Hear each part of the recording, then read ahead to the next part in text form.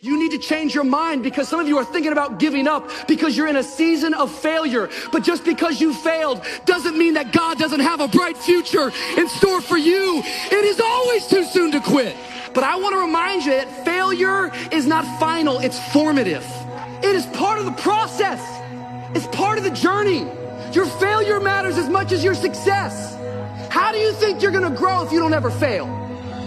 Yet some of you have failed and you have decided, well, guess what? I'm a failure. No, failure is an event. It is never a person. Just because you failed doesn't mean that you're a failure. In fact, failure is actually fuel for your future. The way that you grow, the way that you advance. You have to fail in order to succeed. Like every one of my successes is stacked on top of failures. You need to get a revelation today that the joy is not in the success. The joy is in trying. The joy is in the process. We are trapped in insecurity. Like we're trapped in it. This idea that we see other people above us, but when we look at ourselves, we're beneath, we're lower than. And it's wild because nothing will hold you back more than insecurity. Make no mistake about it, insecurity kills more dreams than failure ever will. You didn't even try. You haven't failed, you're insecure. And you're calling things failure, but in reality, you didn't even get up off the sidelines and attempt to go.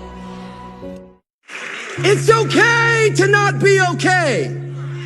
It's just not okay to stay that way. The one thing I know about emotions is that they change. 1 hour from right now, you will not feel the same way.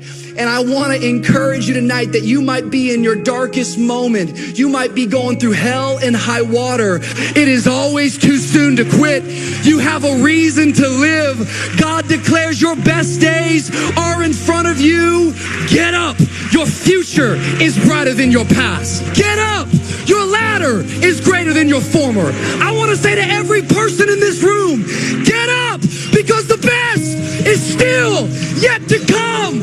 I got a God who works miracles. Unfortunately, earlier this year, the doctors found 4 tumors in my throat. I've never seen my wife cry so much in all my life. The doctor said to me, Michael, we're sorry, but tomorrow's not guaranteed. You need to slow down. But that's one thing we all have in common, because no one's guaranteed. I think that life is not about the amount of days that you live on this earth, but it's about what you fit into those days that allows you to live a remarkable life. And I remember driving home, and she called me, my mum, and she said, Mike, what'd the doctor say? And I said to her, Mum, everything's going to be okay.